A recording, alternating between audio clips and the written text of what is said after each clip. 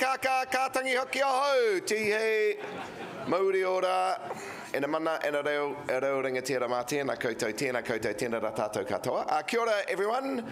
Kia ora. Kia ora. Kia ora. Good evening. Nice to have you here. I'll start us off with a karakia, if that's okay.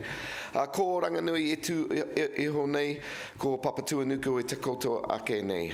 Rehina mā mātou, e roto i o kōrua, korowai aroa. Mō ake tono, tihe, mauri ora. Very good to see you all here. So for those of you I haven't met, I'm David Downs. I'm going to be your MC for this evening. I feel like I'm just looking at these people, so I'm just going to... A little bit that. How's that? That's a little better now. Oh, there's a whole other type. I've broken something, haven't I? You're worried. Natasha's got that look on her face like I've just broken something. Good evening, I am your MC for this evening. A very exciting evening, one of the highlights of the calendar year, the PowerUp pitching night. I was going to say competition, but it's not a competition. That's one of the cool things about it, actually. There is a sense and a little smell of nervous anticipation coming from the table over here in the corner as the speakers over here are getting ready for their big pitches. So we're going to make sure that we give them a big welcome when they come up on stage. But we'll talk about that in a minute. This is the culmination of a series of workshops and mentoring and just support that's been wrapped around them as they go through this journey of powering up their startup businesses. So it's great that you could all be here tonight to celebrate that and welcome and I guess spread the word about the amazing innovation that's happening here in Taranaki. I want to acknowledge a few people who I think are in the room. I hope they're in the room. The Chair of Taranaki Regional Council, Craig Williamson, Venture Taranaki trustees, Roddy I saw here, Roddy Bennett and Grant McCoy. Also representatives from our funding partners, very important to this sort of process, New Plymouth District Council, South Taranaki District Council and Stratford District Council. Can we give a round of applause to all of the organisations that help? Thank you. So it is a great privilege. I used to be on the board of Venture Taranaki until they fired me. Nothing was ever proved. But it's a great pleasure to come back. I used to be here like once every couple of months for quite a few years, and I just love coming to this region, particularly on a day like today when the maunga is just sitting there so beautifully majestic, and it's just great to come in and sense the pride of the region, the innovation that happens here. No one's mentioned the roading issues going north to me at all today, so it's actually been quite lovely. Now, before we kick off, if you need the bathrooms, they're out to the bar area. In the event of a fire, stay where you are. Make your way to the marked exits. In the event of an earthquake, stay where you are. We do have a photographer and a videographer. They're floating around the back there, gentlemen. Nice to see you. So they are going to be capturing the mood of the evening, and it's great to see such a full room, actually, because they'll get lots of shots through the back of your head. So if you're sitting next to someone you don't want to take a photo with, now's the time to move around. But it is good. And now tonight we've got 5 pitches, and they're all going to be showcasing their businesses. This is one of the most sort of nervous things you can ever do, I guess, or one, human things, putting yourself out there, exposing your grand idea, showing a room full of people what you've been working on. It can be quite nerve-wracking, I'd imagine. But they have been going on this journey to learn, I guess, more about how to put those businesses together and how to present them in a really compelling way. So we're looking forward to it. They are also presenting them at the back of the room. Hopefully you've had a chance to have a look. But if not, during the break, make sure you go and have a look. The 5 different pitches and businesses are at the back there, and they've got demos, they've got interactive elements to them. You can scan a QR code and donate to someone if you want to. It's all really good. So make sure you do interact and spread the word. If you want to jump on socials, if you want to tell everyone about what you're seeing, please do. It would be great to see you here. Now, tonight, again, is not a competition as such. And it's not even a fundraising thing as such. But if you're an investor sitting in the audience, and I can see one or two, and you feel like this is the sort of business you might want to get behind, then I'm sure these businesses would love to talk to you about seed investment or angel investment or whatever it might be. So do keep an eye out for the businesses you think have got real potential and runway. So back in March, these businesses started. They were selected into what was a 10-week program, and since then they've basically been head down, bum up. They've been laser focused, making sure that they're taking their startups and building them and taking them to the next level. And they've received not only the help from some of the team at Venture Taranaki and others, but they've had intensive mentoring, they've had expert sessions, people coming in to help build capability and refine their pitches. And tonight is that big moment where they, as I say, they get to share it with all of you and showcase, I guess, what could be the next big breakout innovation from the region. So really good that they can do that. Look, there's no judges tonight. Well, we're all judging, I suppose, but we're all kind of doing it in a supportive way. There are no winners and losers. This is a chance for them to share, and it's a chance for a room of people who want them to succeed to basically give them the validation that they're going to deserve. So get involved. There'll be opportunities for you to ask questions, to share, what you think. You can definitely interact with them later as well. And maybe asking a good question or a solid question could actually spark something in them as well that helps them build their business. So if something does resonate with you tonight, you want to reach out or give them support, please do grab the speakers during the break or after the sessions today. They'd love to hear from you. So 5 pitches tonight. We're going to do it in 2 brackets. We've got pitches 1, 2, and 3, and then we'll take a break, a 30-minute break. We'll have some food, some kai, some drinks. Good chance for you to check out over there the businesses themselves. And then after the break, we've got a guest speaker, which is fantastic, Ian Hosey, who is going to talk to us about his business, which is not a pitch, but it's a very compelling thing. And then we'll get on to the last 2 pitches, 4 and 5. They've each got 5 minutes. How strict are we being on the 5 minutes?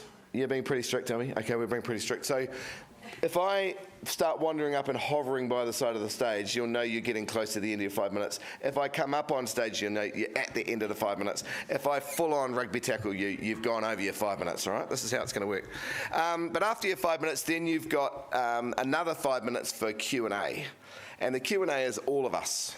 So we'll have some roving mics going around. If you've got a question, I'd ask you to put your hand up pretty promptly and we'll send someone out to you. A question is a thing that ends with a question mark.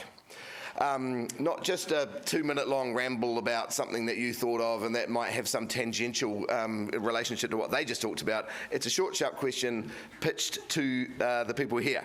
And we've also got some people online, I think, tonight. Where's our online people? Down there. Jen's down the back. If you're online and you're watching and listening and you'd like to ask a question, type it into the chat. And you'll put up your hand or something, Jen, won't you? So we'll get that into the room as well. So that's the strategy, that's the plan for today. Whew, I feel like I've given you a lot of information. I'm knackered. So I'm going to hand it over in a minute. But let me introduce the 5 founders. But before we do that, let's practice something, okay? Because one of the things that these guys really need is great validation. So we're going to do a little bit of a practice of clapping. Because I'm sure you've never clapped before in your life, but you haven't clapped the way I want you to clap, so I'm going to tell you how I want you to clap, all right? So let's all just pretend we're standing on the edge of a golf green and someone has just walked up and just gently tapped a 3-metre putt, and it's a lovely little golf clap, and we're giving them a little golf clap. That's very nice. Okay, wow, that's even lower than a golf clap. That was they missed the 3 metres. Let's give them a slightly better than that golf clap. Okay, good. Okay, now let's imagine, all right, that this is you've gone to your kids' performance at their school, and it was a bit ropey, but you want to give them a good bit of support. So let's give them one of those claps. Yeah, that was and a bit of a nod and a. Yeah, that's not bad. I like that, but it's not really sincere. What we're going to do now is pretend that clearly my kids are not as good at their school performance as your kids. So let's pretend that we've gone to something. It's the best concert we've ever been to. It's Sting playing with Michael Jackson, playing with Beyonce, I don't know, whoever you like, and they've just come on and they've done the concert of their lives, they've just done their encore performance, and you are so happy to see them, you want to give them a huge round of applause and a whoop and a cheer. That's it. That is the level that we're looking for all night and then some. So we've got 5 of them, and a whoop even. I like the whoop, lady. Keep bringing the whoop. Maybe you've gone too far. Don't whoop all the time. I mean, just whoop at the appropriate times would be good. Okay. Thank you. You see it catches. It's like a yawn. So we've got 5 of them tonight. Let's just give them a mid-tier clap when I say their names. Fabian Johnson from Flight. Yes.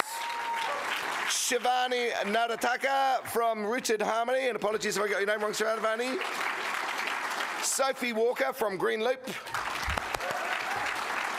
Xavier Pereira from Tip Jar.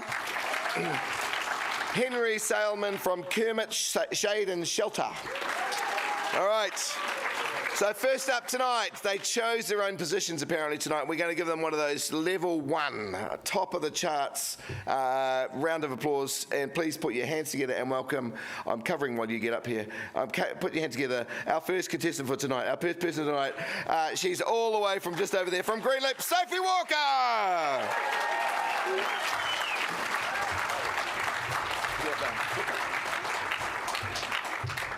And I'll just tell you that Sophie was mentored by Malcolm Rands, the co-founder of EcoStore, who's joined us tonight as well. So thanks very much. Sophie. Well, kia ora koutou. We're going to launch straight into it. We love food. We do.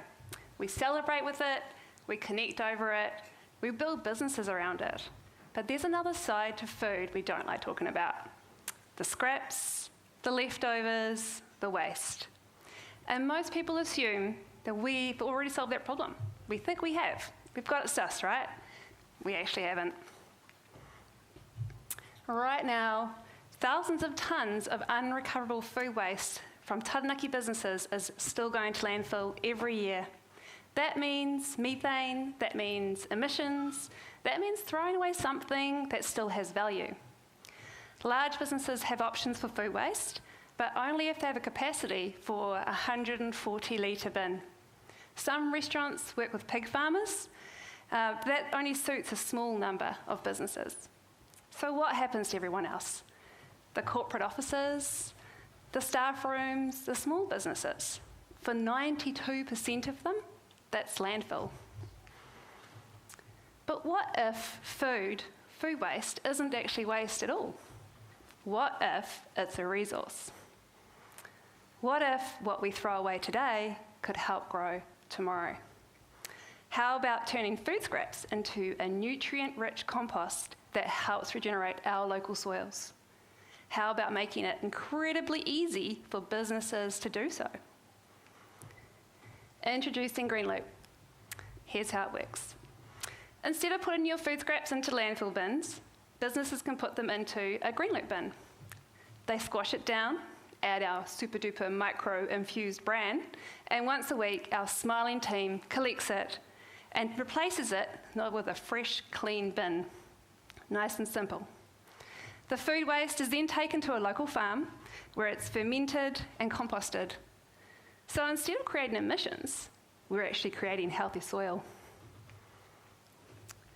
We're solving multiple problems at once.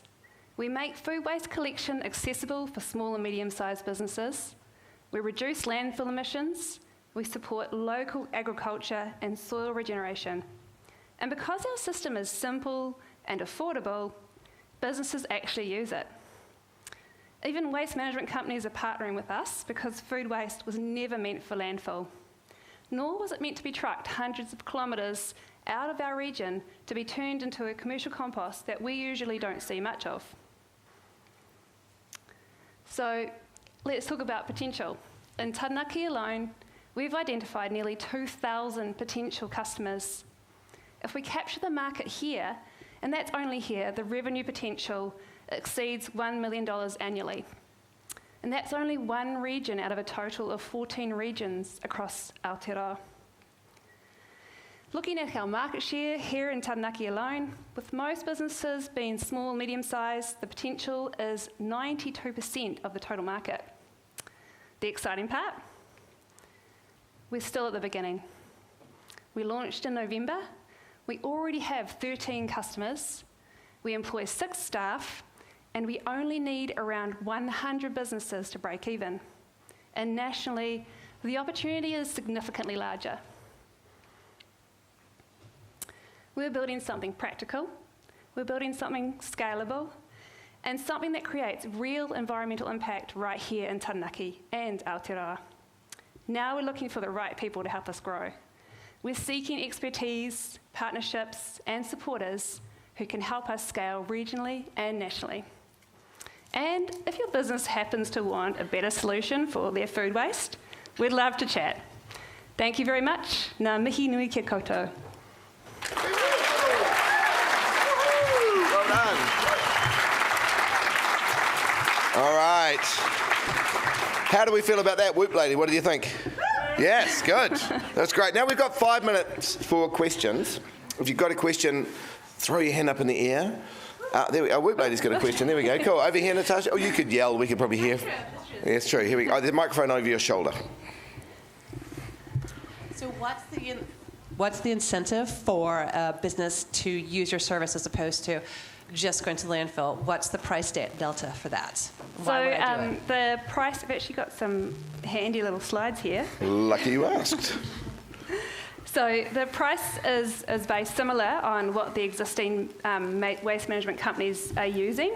But the points of difference are that we're actually really focused on small businesses, where they're sort of focused more on the larger volumes and that sort of larger capacity. So because we can deal with it locally, we don't have that requirement. Yeah. Cool. Other questions? Marcel. Kia ora. Yeah, great presentation. Questions around logistics in terms of being able to collect. That can be quite challenging. If your 100 break-even customers are from the north of Taranaki right down to Hara and beyond. So just tell us a little bit about how you optimise logistics to be able to deliver a sort of viable business. Yeah, so we are looking at clusters. So we know that if we were to, say, open up we would have farms, so we'd have up to sort of 5 or 6 farms across the region who can take quite a lot. Actually, we've discovered that they can take a lot more than we expected, which is really exciting. So they don't need to be big farms. They can be lifestyle blocks, and they can be scattered close to wherever the collection points are, and then the local processing places. Cool. Do it locally. Question over here. Kia ora. What is the number one thing that you would ask for straight away, if you could have anything you needed in the next week? Ooh, magic wand time. Gosh, what would you magic wand. get? Where do I start? Oh, gosh. The one thing. I never thought that's a good question. Would it be a customer thing or investment or supply chain or what would you want? Oh, man, I think of really having that expertise, that advice readily available, the support for people to sort of jump on and really help us fine-tune that business model to make sure that it's super tight, that we know that we could approach other regions fairly quickly and start scaling across to other regions. I think that would be my ultimate. Very good. There's a question online, and then we'll go to the one at the front after the online. Hi, this is a question from Dave online. What do your unit economics look like, i.e. your cost to serve versus the revenue you earn from each serve? Oh, big question. Basically, I'm not 100... Can you say the question again? Sorry. Your unit economics, so your cost to serve versus the revenue you earn for each serve. Right. I don't have direct figures on that, but I can say that the way we've designed the model is to keep the cost super low. We've worked out that once we're sort of through this research and development phase, we could operate at the 100 business level, say 100 customers, with just 2 staff. So, it's quite cost effective like that. Fantastic. There's one, probably last question down here. Oh, it's been answered. Okay. We'll choose one more. The gentleman on the right there, sorry, had his hand up. Maybe we'll get the 2 of you, and then we can. Congratulations, Sophie. I can't help but be attracted to the inoculation brand that can be used in other systems as well. Yes. Could you explain the potential? Yep. We do have Mika in the audience. And she's our soil expert, so she could explain a bit better than I can about the inoculation side of it. Oh, love being put on the spot. Thank you, Sophie. When you sit down, it looks like 20 people, but when you stand up, I can clearly see it's 6,000. So the inoculant we use comes from a New Zealand business. It's a sawdust which has been soaked in molasses, which is a simple sugar, and that feeds the microbes that are in this little bag until we use them. So it's about 5 or 6 different strains of effective microorganisms, and these guys, they are fermenters. So instead of the waste now starting to rot and smell and go off, these guys turn it into a pickle. So we have a fermenting situation, doesn't smell. We keep the bin locked, so there's no oxygen going in. So while this bin is sitting on site, already the food is being fermented instead of rotting. It's already starting the process of composting, which we continue on site on the farm later on. And these bacteria, these organisms are safe to use in a kitchen or close to a kitchen. The main one being lactobacillus, which we all know turns our milk into yogurt. So it's an inoculant in the sawdust, starts the work on site at the business and continues it on the farm until we turn it back into a compost. Very good. One quick question, last quick question to the lady in the middle there, if we can get it to her. But it better be quick because we're actually out of time. I'm just super curious, are you planning to sell then the compost and that will be another revenue stream for you, or how are you going to distribute that locally? Yeah, that's something that we're been working on throughout these past few weeks around potential revenue streams in addition to the collection.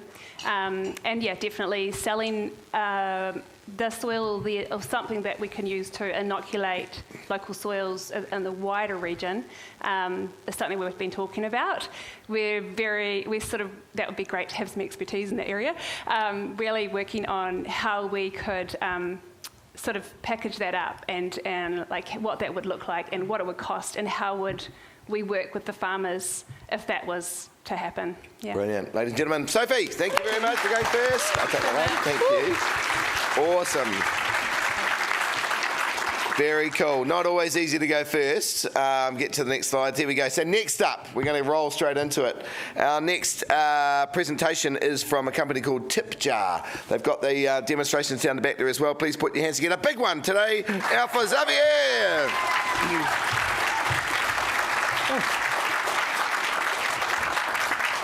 Okay. I'm from Argentina.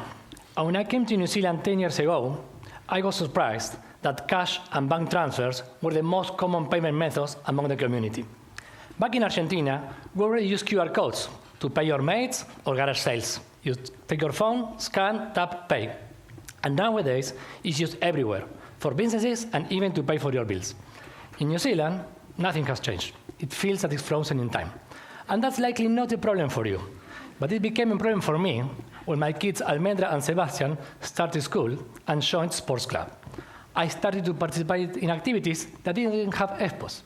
As a dad, I never carried cash with me, and it was a frustration when my kids couldn't enjoy the full activity because I couldn't pay for it.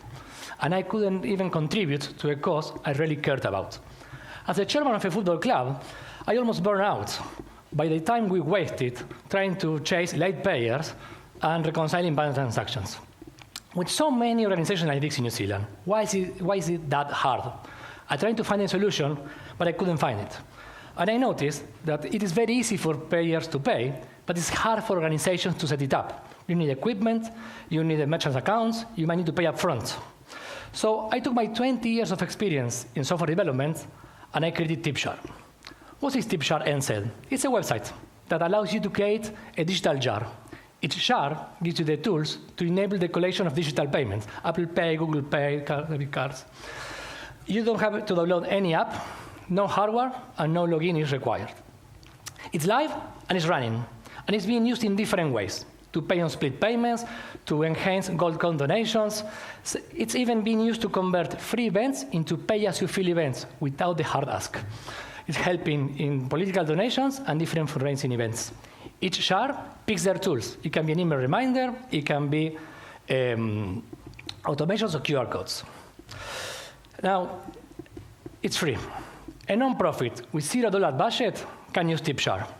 This morning, the next speaker created a jar, and she will be using it to sell you her products, so you can buy them. There's no monthly costs, and it's self-serviceable. Now, how does it work? It has 3 legs to support it. Per transaction, recurring payments, and in the future, we'll be involved with donation tax rebates. On top of the usual banking transaction fee, you have to add 2%. So we only take 2 cents of every dollar you raised. And that's money you wouldn't even have collected with cash-only options. Recurring payments is my favorite one, because I wish I had it when I did it most. It gives you subscriptions, installments, debt collection, and reminders. For club members, it means that they can pay on time or catch up if they are delayed. Treasurers don't need to change late payers, and they can avoid debt accumulation or clear it out easily. And for clubs, it's new options. Now they can receive payments all year round, offer perpetual memberships, even generate some kind of compounding income. And what about the tax rebates? So usually, when you contribute $100 to a school, the school receives $100. Now with TipShare, we might be able to generate $133. So suddenly, using TipShare is more impactful than not using TipShare, even on top of the fees. Let me explain it a bit. IRD pays back 1/3 of eligible donations. More than $200 million are not claimed every year. Most Kiwis don't claim the tax rebates.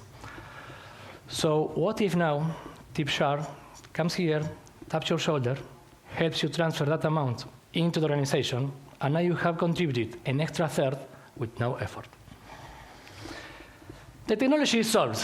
I built it in my own time, and it runs on my own servers, and that's fine for now. But sky is the limit, and I need your help to make it scale.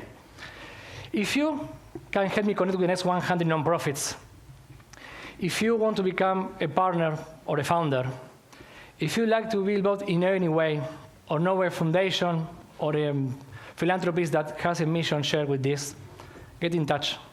We can work on this together. And because Sevitz asked for you to join if you don't know about it, feel free to take up your phones, open your cameras. You have two options here. Roderick Hope Trust, they run Blue Santa at the end of the year. So why wait until Christmas if you can contribute today? And the one on the left is the best one. That's my own. So if you like this idea, you can shout me a coffee. It will fill me up, and it can start a new conversation. Thank you.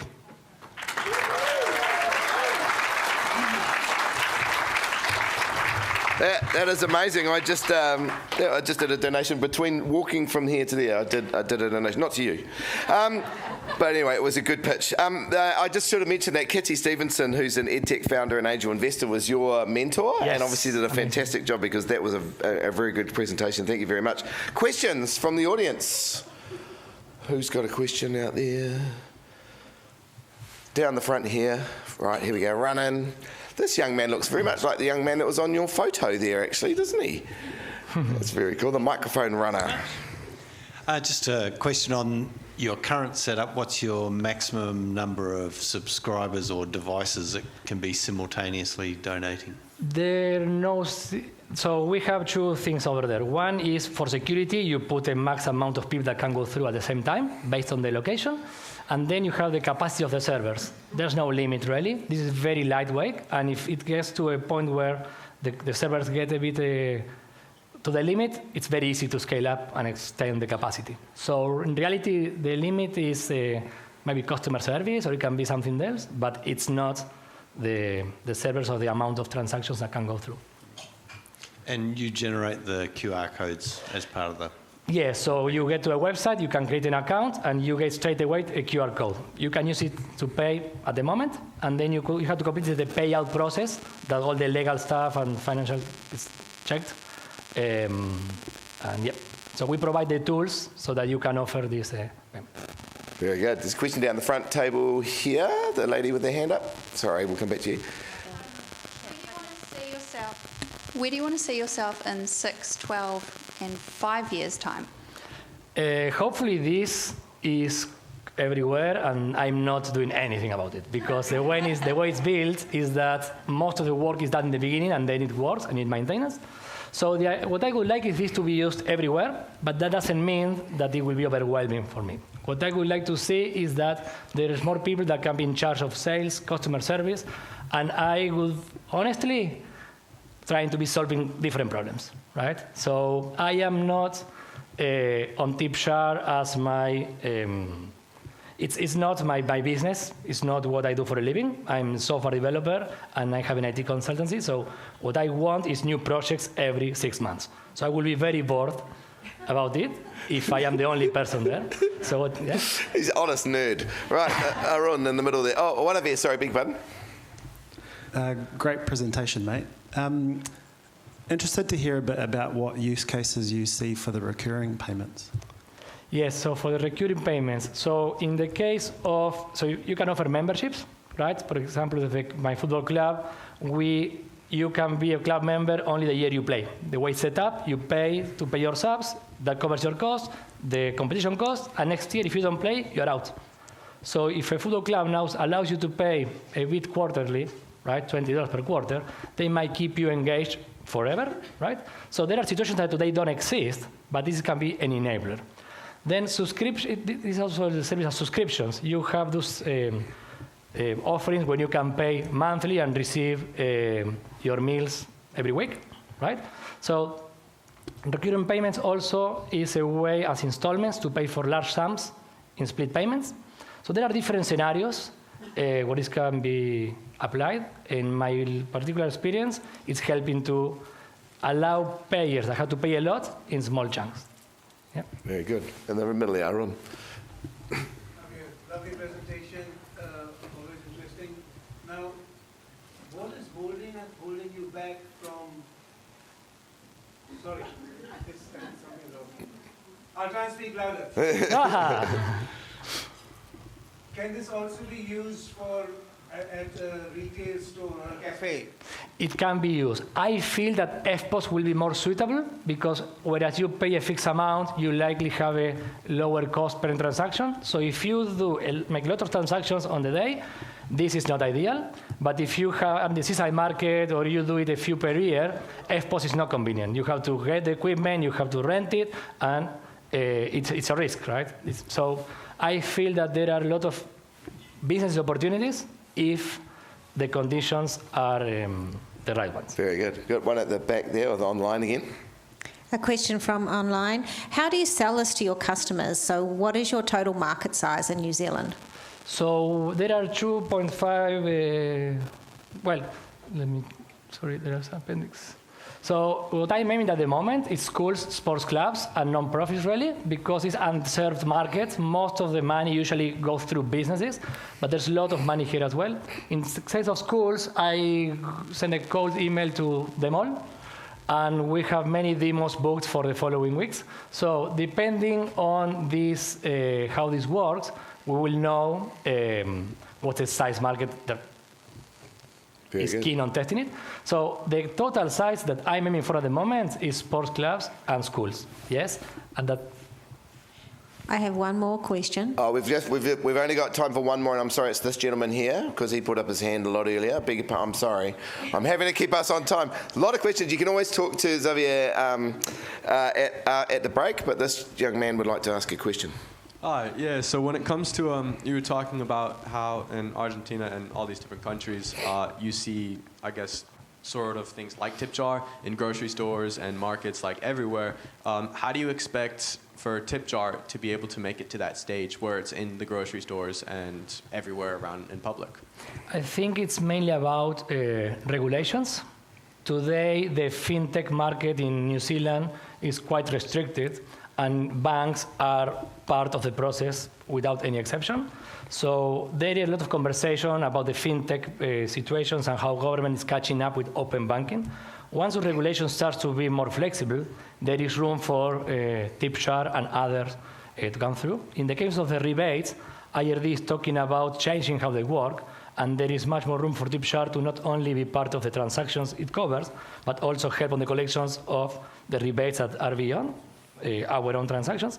So I feel that it's regulations we have to change, and being an early mover makes the chances to take a part of the market a bit greater. But yeah, at the moment, it's regulations the main barrier. The technology is, at least in my case, is not a problem.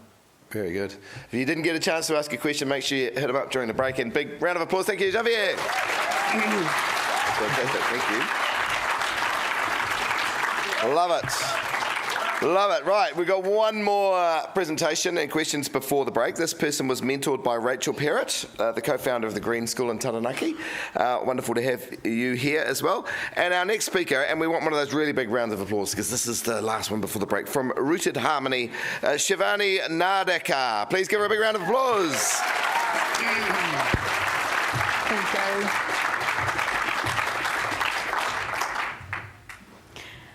Despite having a background in nutrition and a lifelong passion for wellness, I still struggled with one simple thing: taking supplements consistently. that is when I realized the true gap in the wellness industry isn't the lack of effective products. It's a complete lack of consistency. I'm here to introduce you to Rooted Harmony, a wellness brand that bridges this gap by seamlessly transforming the clinical chore of supplementation into a comforting daily ritual. Right now, modern women in their 30s to 50s are highly educated on wellness and actively buy the right products. The issue is they fail to take them consistently, leaving their supplement shelves crowded but unused. Without an emotional connection, compliance completely fails. We replace that clinical chore with a relaxing moment. Drawing on my 12+ years of experience as a food technologist and a qualification in product development, I created this product line to bring the proven botanical efficacy of Ayurveda that goes back 5,000 years into modern, everyday wellness.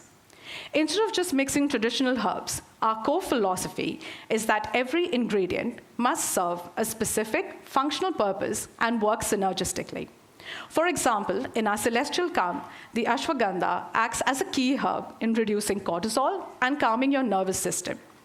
The turmeric helps in reducing inflammation, and the black pepper has been added to aid in better absorption of the turmeric. Our blends are 100% vegan, completely caffeine-free, and contain no nasties. The powders are incredibly easy to incorporate, whether you're sipping them as a warm wellness latte or tea, blending them into a smoothie, or rolling them into a bliss ball as a snack. So how do we actually build this habit? We've designed the Rooted Harmony habit loop. It starts with seamless integration, leading to a sensory experience because the brain associates this action with calm. It eventually becomes an automatic habit, removing the need for discipline. Our core philosophy of using ancient Ayurveda ingredients delivers the consistent results that keeps customers coming back. Our solution is simple. We don't force new disciplines. We hijack existing habits for health. For example, swapping your coffee for our Balanced Bloom latte to avoid that 3 p.m. afternoon slump, or trading your late-night doom scrolling for Celestial Calm wind-down tea. Real physiological benefits require consistent consumption. And by anchoring our products to existing daily rituals, consistency becomes second nature. Consumers are actively migrating away from clinical pills towards functional beverages. While traditional herbal teas lack functionality and clinical powders lack experience, Rooted Harmony sits perfectly in the ritual and experience-led quadrant. We differentiate from other players like cacao and functional mushroom drinks due to our versatility of use in formats beyond tea. The market opportunity here is massive. The Australia-New Zealand herbal supplements market has a total addressable market size of 1.3 billion, expected to reach 2.84 billion by 2034. We're targeting 20% of that market seeking non-pill ritual format, and just 3% of that market opens up $1 million plus opportunity for us here in Australia and New Zealand. Looking at our 3-year roadmap, year 1 is about foundation, validating trust with GutGlow as our primary acquisition vehicle. Year 2 focuses on growing our subscription model and onboarding wholesale partners. By year 3, we aim to lead the category with a 40 to 50% repeat purchase rate.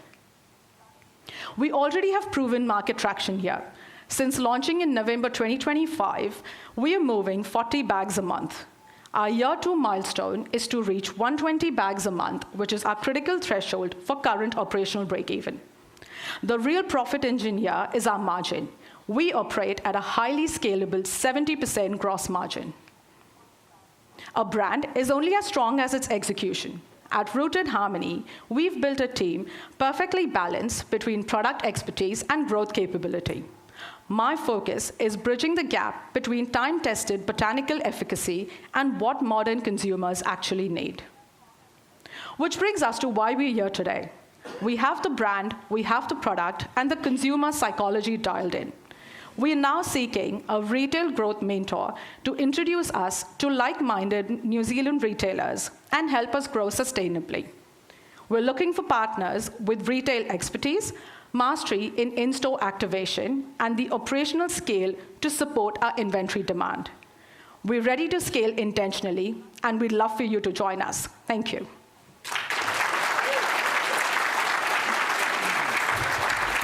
Great job, Savani, great job.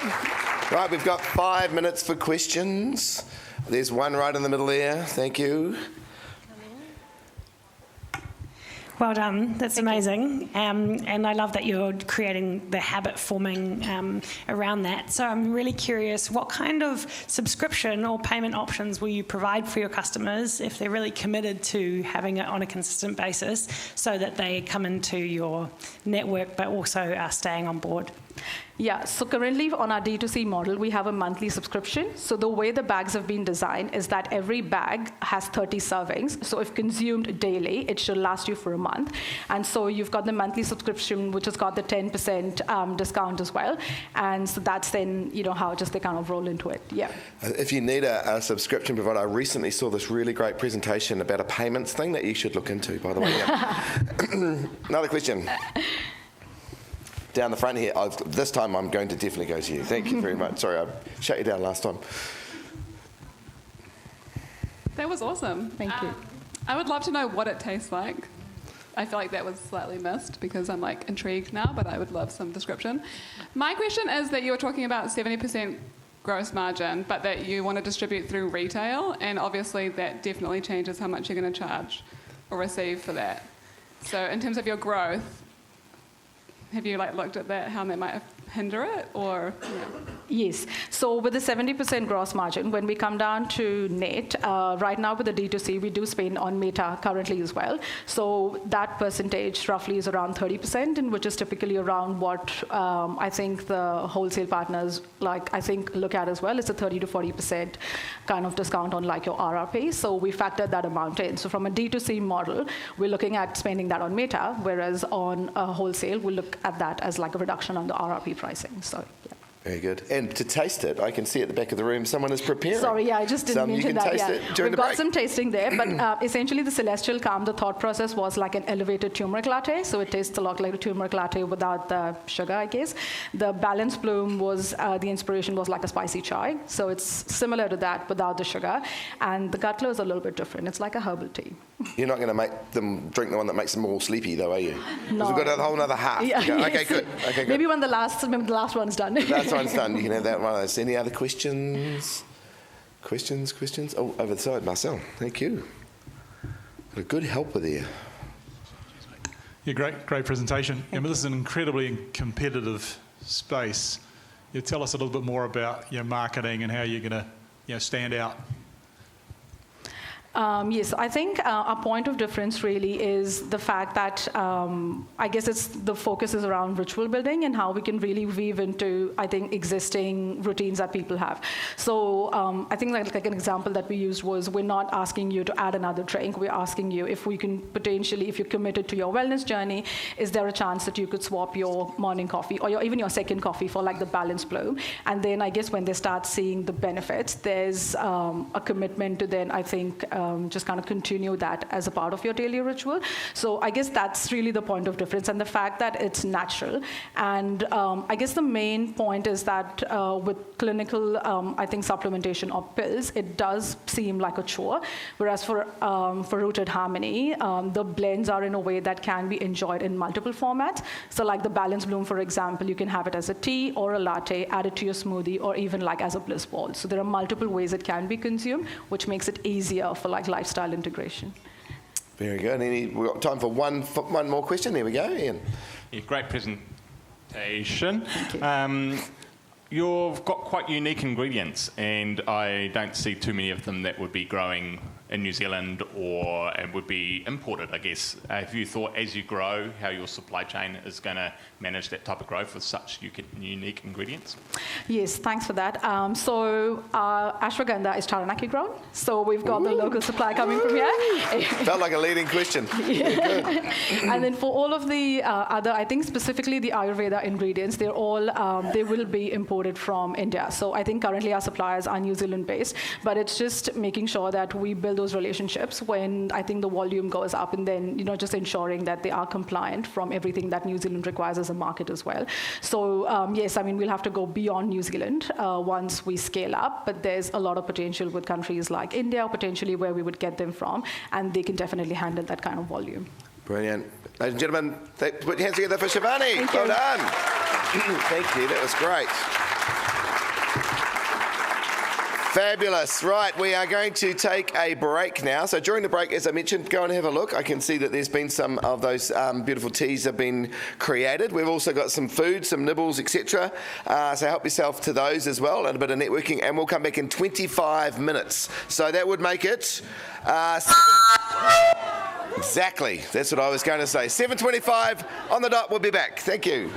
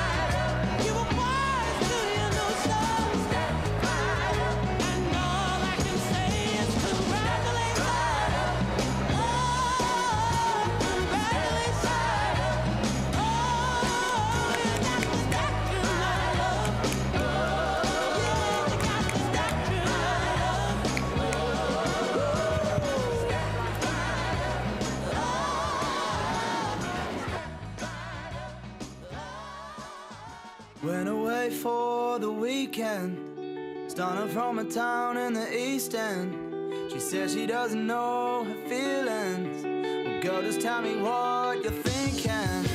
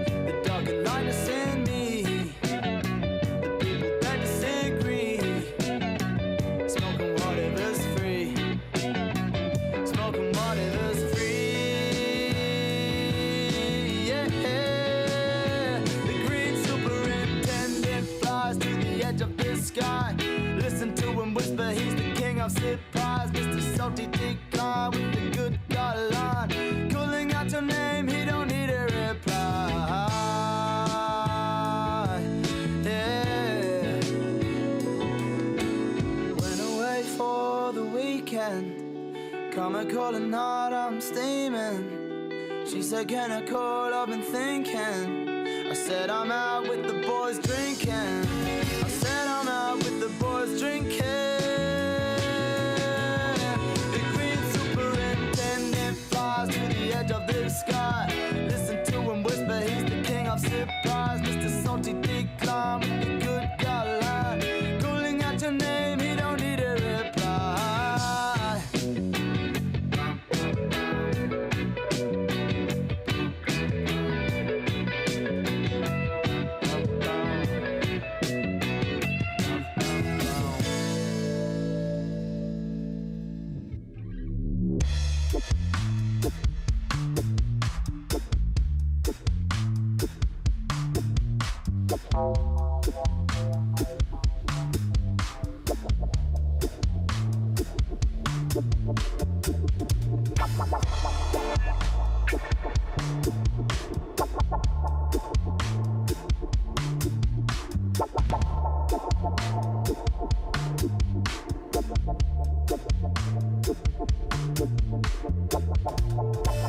Bright lights and scary creatures. I don't feel safe no more. I don't need to. This place I've been before don't scare me. It used to wonder what for. I wonder why these white nights and fairy dreamers washed up on nomad shore. Imagine you're still passed out on the floor. Start working at thesis. What's a life for sale? It's a drug fascination. I like imagination. I need to set my mind free. Lucid hallucinations induce infatuation. I get the feeling I can't get this for free. The feeling.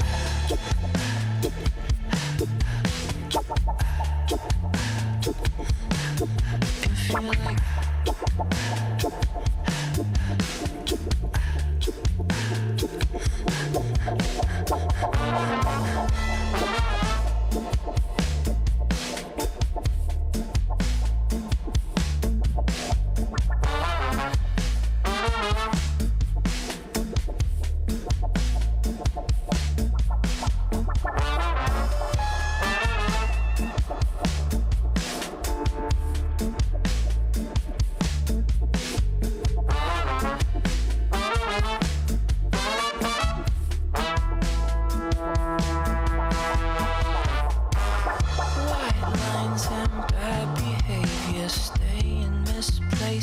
shell.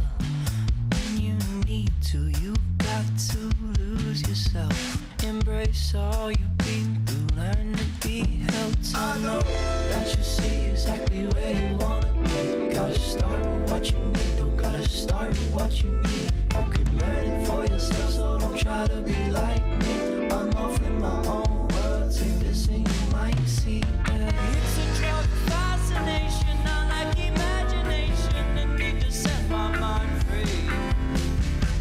Lucid hallucinations, induce infatuation. I get the feeling I can't get this for free. If you like.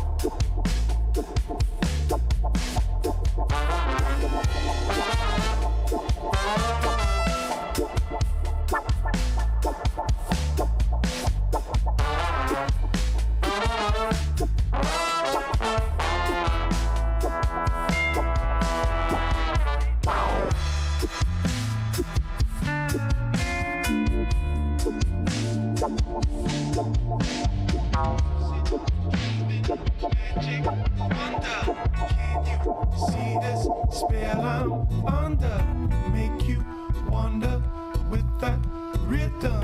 Feel it moving through your system. Step on, steppers, step up to it. All you got to do is do it, yeah, yeah. We come to do it, yeah, yeah. We come to do it, yeah, yeah. We come to do it, yeah, yeah. I got the wandering eye.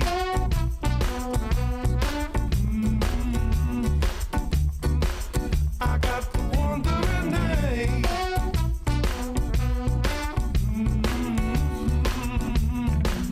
I got the wandering eye.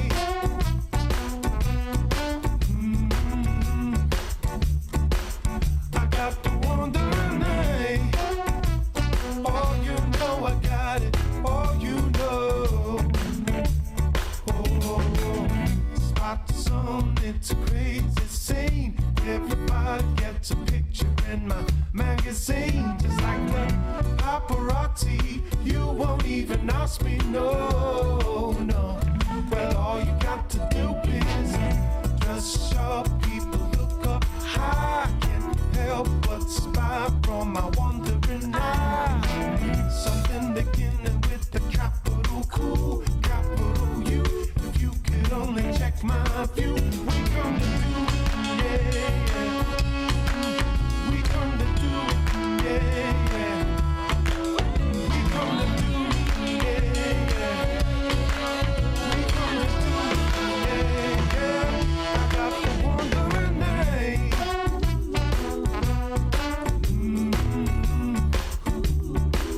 I got the wandering eye.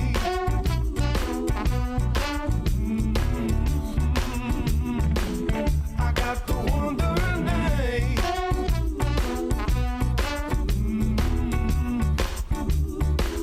I got the wandering eye. Oh, you know I got it. Oh, you know. Feels like I can't sit still when I got it. When I got it. All around, eyes they keep on searching. Oh, I got it. Yes, I got it. When will it cease? Never gonna end. Lost my family, lost my friends. Faces familiar, far from the same. Come a little closer, let me know your name. Who step into the light, sweet one, so I can see who you were. Lost your name in the moonlight, yeah. Lost your name in the street light, yeah. You know, you're looking so good.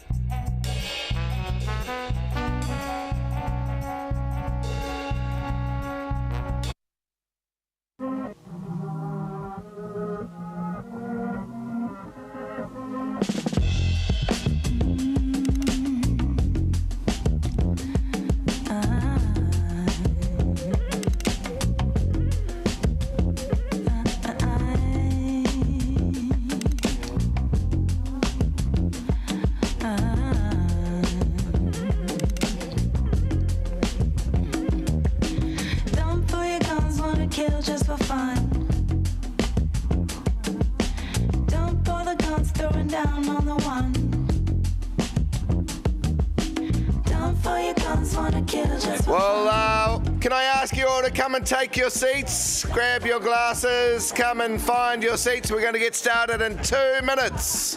Thank you.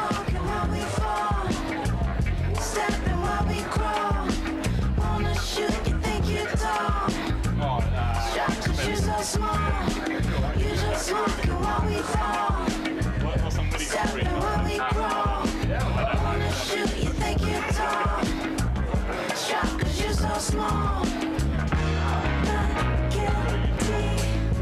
It's just part of the plan. 3, when you shoot a black man. 18, blood all over your hands.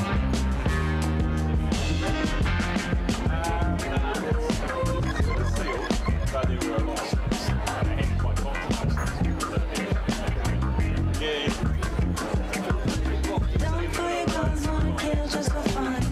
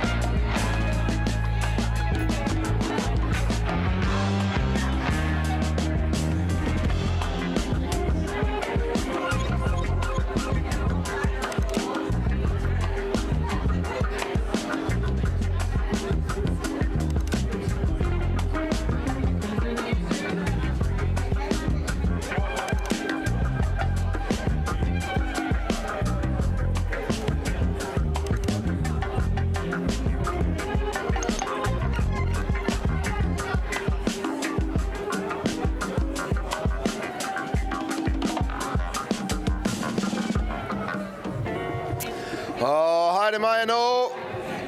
Come on, back to your seats. Very good.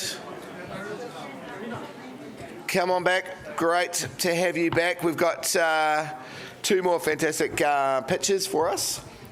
How good were the pitches in the first half, though? Give them a round of applause for those first ones.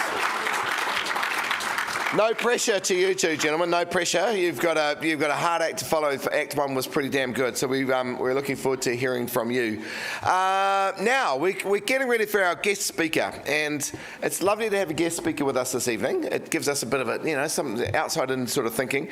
Ian Housey is a Taranaki-born deep tech entrepreneur and a co-founder of the advanced materials company called Nanolayer. Ian's going to talk about his own journey, his startup journey, and his vision for the Taranaki Applied Innovation Centre and how important it is for a place like Taranaki to invest into innovation. So, whoop, lady. Yeah. Give us a whoop. Whoop. Put your hands together and welcome Ian. Thank you. Oh, that's a good start. How are you? Cool. Great event. That was my first slide just there, just was past it. So, why am I here? Well, first off, Taranaki born, Taranaki proud. I've not had a career in Taranaki, but certainly it's always been a part of my heart, and I'm really pleased to say that I'm moving here next week. Yes. So nice to introduce myself to a crowd of people before actually moving here. This is a call about powering up Taranaki, not surprised about this point. This title, but it's a really important topic. And so what I thought I'd do is first explain why I'm here, what I've done in the startup journey, some advice for some founders, some advice for investors, some advice for New Zealand, and hopefully we can pull it all together around this enterprise that we're trying to set up in Taranaki called the Taranaki Applied Innovation Centre. So I grew up on a dairy farm in Manaia. I went to Harvard High, and I kind of followed the herd to Massey University and did a science degree, biochemistry. Couldn't decide between bio or chemistry. Still trying to decide between the two of them. But met a lot of lifelong friends, lifelong colleagues, and did the usual thing. Went overseas, tried to find my way in science and innovation because that's what my degree was doing, but nothing was really, grabbing me. And I ended up in government. Working on the HASNO Act, if you've heard of it, the Hazardous Substance and New Organisms Act. We're trying to figure out how do we regulate new organisms, hazardous substances in New Zealand and make it cohesive and actually help propel the economy forward. I think we failed in that regard. But I got a call one day from an old friend of mine who wanted me to join his company, HRV. So Mike Perrott, Rachel in this room. And that was because my background was in inhalation toxicology. So I knew what was going on in your body when you breathed in nasty shit. And that was really important when we were selling ventilation systems. But the thing that really struck me, moving from a stale lab-based existence to a government department, was when you got into commercial business, if you're in the right team, you actually had this thing called ambition. And you had this thing called audaciousness. And the ability to just go out there and just try some stuff because it sounded good. And we had some ridiculous requests from our men in charge. And one of the most ridiculous but a great idea was, how can we have the best filter in the world? How can we turn what is a standard ventilation product into a health device? And so we started looking at new technologies. Normally, that would be pretty much the end of the project. You look at new technologies, you give a report, and everybody nods and goes, okay, it's too expensive, we're not going to do that. But in this case, it wasn't. And we discovered this thing called electrospinning, and this is the first machine we ever saw.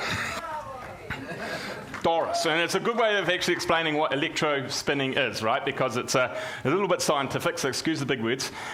You put a polymer into this beaker.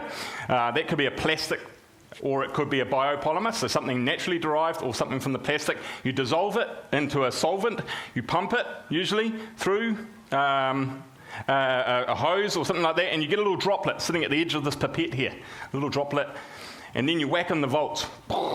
like this, 33,000 volts. And what happens is this droplet starts to stretch and get thinner and thinner and thinner. So you can see the droplet at this point, but by the time it hits this target, which is only 150 mil away, we've gone from a visible fibre, which is probably about as wide as a human hair, to something that's 500 times thinner than a human hair. Okay, so we draw the droplet out and it whips into this unstable zone, and it lassos and it's thinner and thinner and thinner, and it lands on a target. And that was electrospinning. And that was where 99% of all the scale of electrospinning, this technology that we wanted 100,000 square metres of just to get started, was basically making cotton wool balls. And it took 20 minutes to do so. So we liked the concept, we liked the technology, but we had to scale this up. And I think that's the thing, right? With any business, you need a catalyst. You need something that was a product market fit or a technology where you knew that if you could get started on your market, there was acres more opportunity afterwards. And we got to a massive scale. Sorry, I should have actually represented where we were then to where we got to, right? We had 8 of these machines that are bigger than a 20-foot shipping container. Each of them had 6,000 droplets going continuously. And we were mass producing nanofiber rolls, usually in 200-metre rolls, shipping them in pallets off to markets like Korea, China, all with different uses.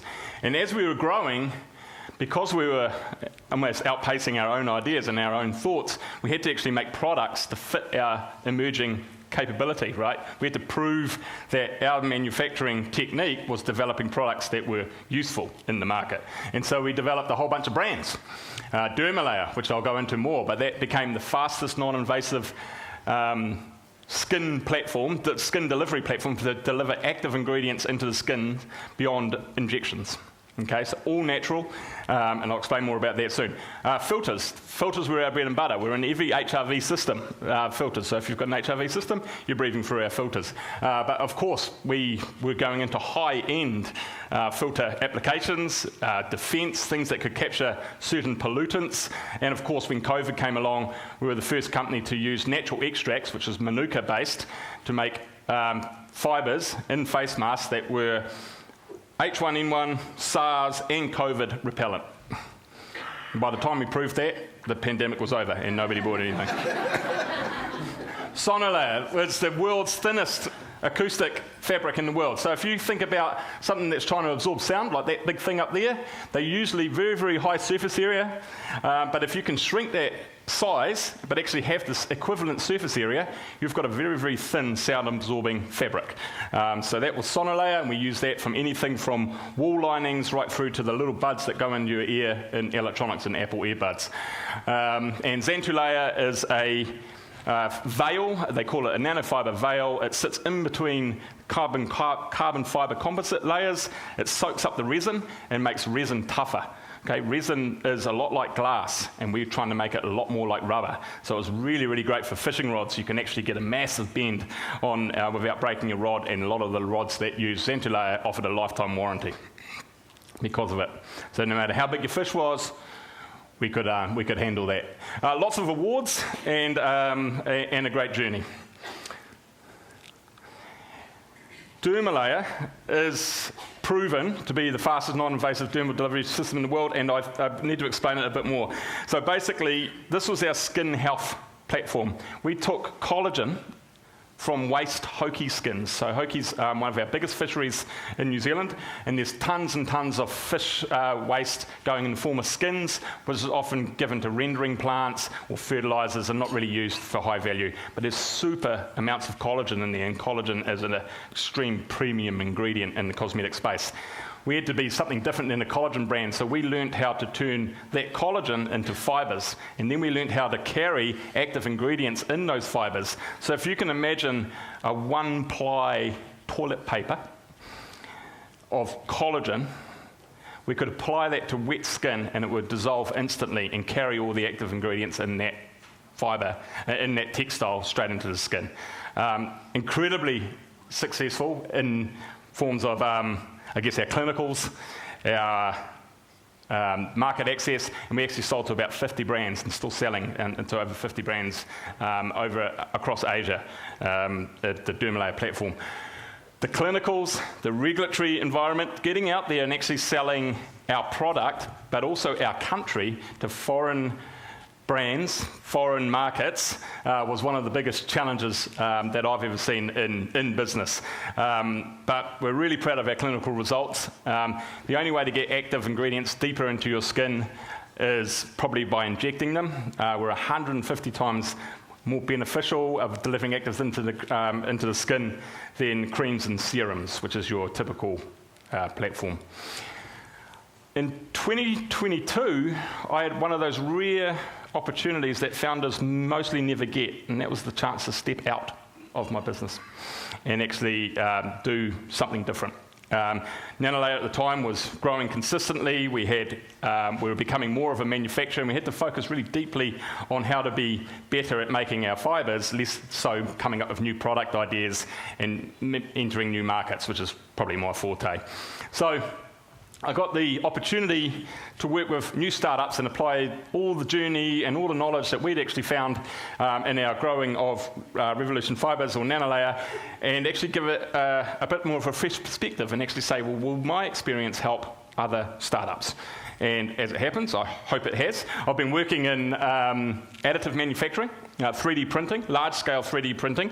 It's a technology called wire arc additive manufacturing, if you really want to go into details. But it's basically pushing a welding torch around with a 3D printed platform, and you can actually make really large structures, up to 2 ton of metal parts, instead of machining them out of billet, for example, which is about 90% of the waste of billet goes onto the floor when you're machining a complex part from a big chunk of metal. SolarFirm is a startup that was designing bioreactors.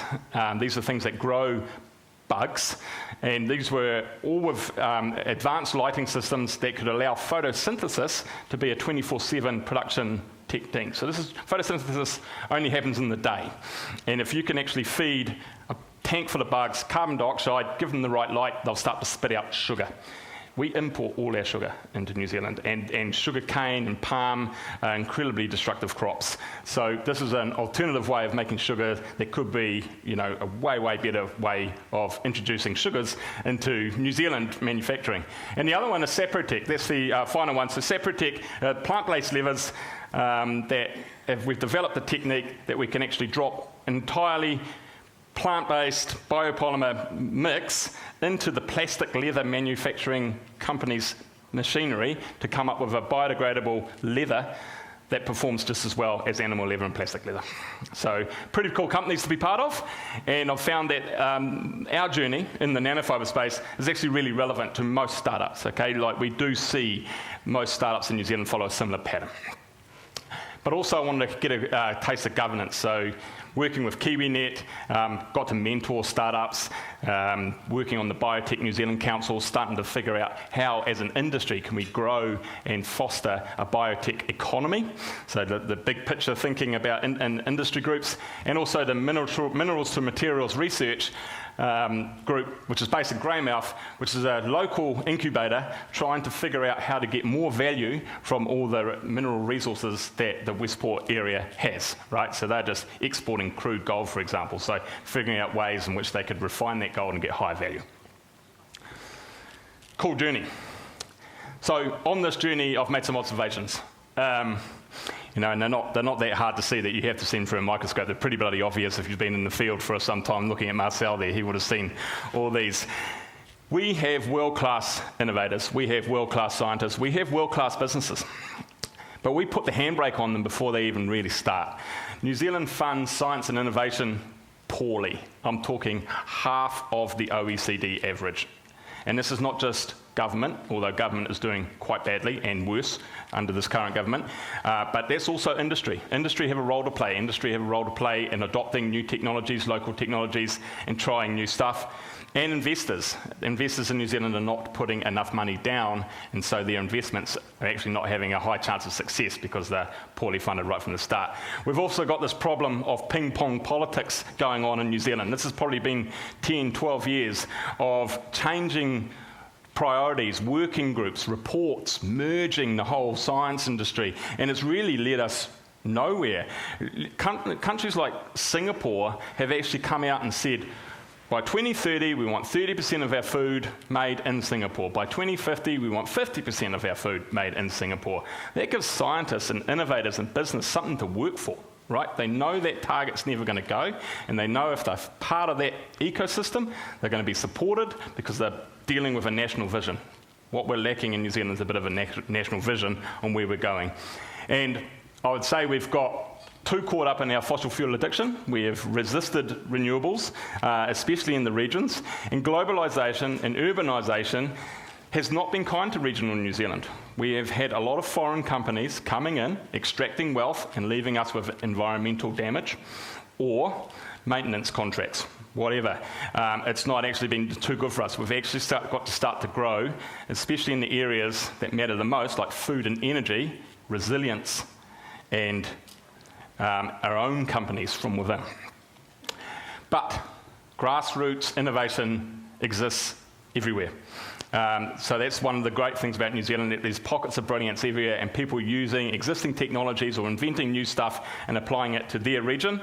And one thing I do know also is that startups do become big companies, not all of them, but some of them pretty bloody big ones, right? I remember this pimply, ginger-headed guy coming into our lab, working on our microscope and thinking, what is he thinking, making a rocket in New Zealand? What an idiot.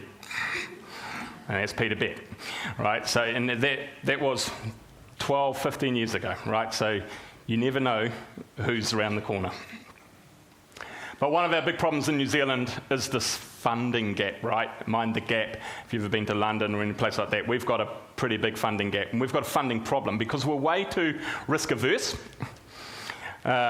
So we don't give the companies the chance to compete internationally. We don't give the chance to sometimes even get on a plane. They can't afford it. So there's this term called bootstrapping. And yes, it's a source of pride, but also it's a hindrance, right? We've got to fund our ventures better. Venture capitalists and angels are not investing at the moment because of global turmoil, and the banks are not stepping up, right? Our banks will not give startups too much of an opportunity to get going. And they've got a very strict computer says no approach to investment as well, right? So if it doesn't fit the model, say for example, I'm trying to set up a not-for-profit, a bank just does not understand that. Venture capitalists do not understand that, but it's a viable model, right?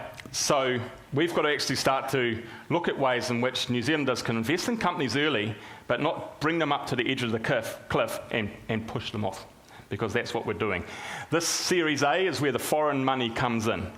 Foreign money is looking at New Zealand and saying, we want to be a part of this. This is an exciting ecosystem, but they can't find investable opportunities because most of them die before they get to the level that they're interested in. So what you hear in New Zealand when you're offshore trying to raise money is, you're too early. We want to see you have some traction in your local market. We want to see you have local investors backing you. So the fact is, if we're not investing in our own companies, foreign companies won't either.